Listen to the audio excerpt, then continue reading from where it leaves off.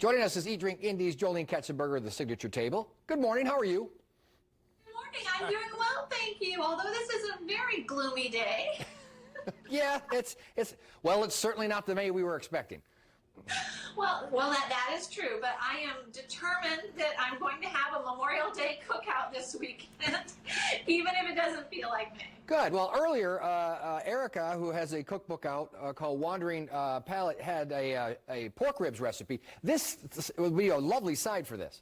It would be an awesome side because if you're doing that sort of, a picnic kind of thing, a cookout, a get-together sort of thing.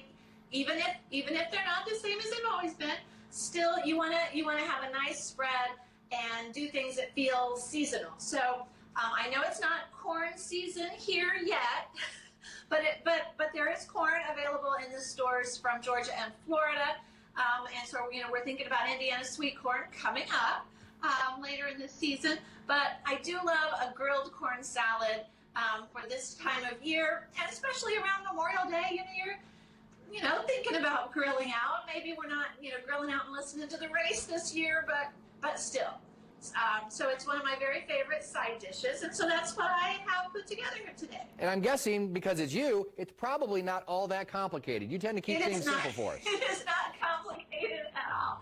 So I have grilled some corn on the cob, so you can see that, it has just a little bit of grill marks on there. You don't want to get it too charred. But you do want a little bit of char because it adds a nice sweetness to it. So you have that, and honestly, I just cut it off of the cob with a chef knife. I just think that's the easiest way to do it.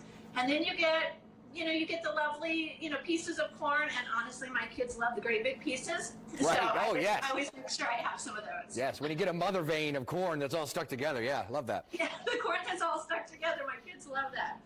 So you just have your corn, and this was about altogether this is about 8 ears. So I have 6 ears cut up right here. And then you just start adding to it. And again, this is not a hard and fast ingredient, but we do like the little cherry tomatoes. So I have some cherry tomatoes that are quartered.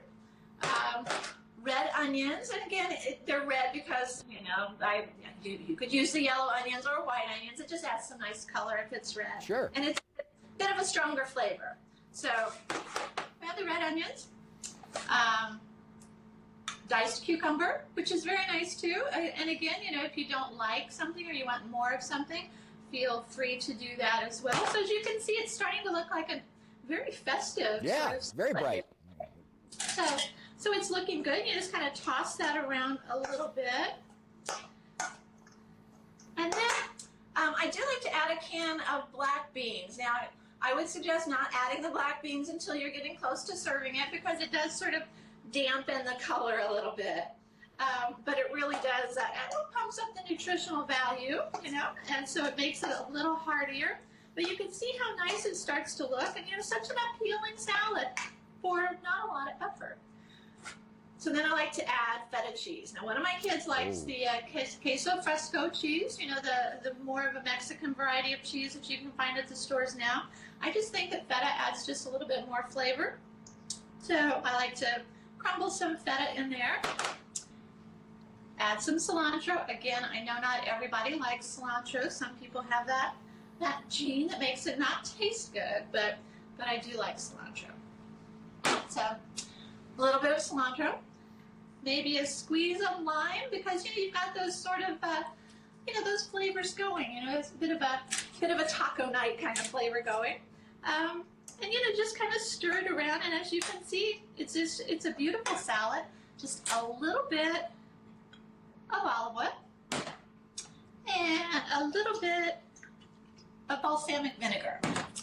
And you could use red wine vinegar. Or even apple cider vinegar if you like the tartness, but I do like the sweetness that balsamic adds. It goes really nicely with the sweetness of the corn. And there you go. You have, just a lovely corn salad. You can garnish it just a little bit more. It is stunning, and let me tell you, I'll be honest. A lot of times when we're doing most of our meal outdoors, it can be lacking in some vibrant colors. And as we always say, we eat with our eyes. So that's fantastic. All the brown food that you grilled out, right? Exactly. Everything's brown.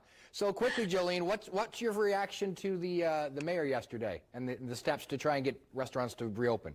You know, I think that anything that we can do to help the restaurants along through this difficult time is a good thing. So I'm very happy that the city has been, thinking very creatively as far as closing off some of the streets to allow the restaurants to have outdoor dining, because of course on Friday that's what they can do is outdoor dining.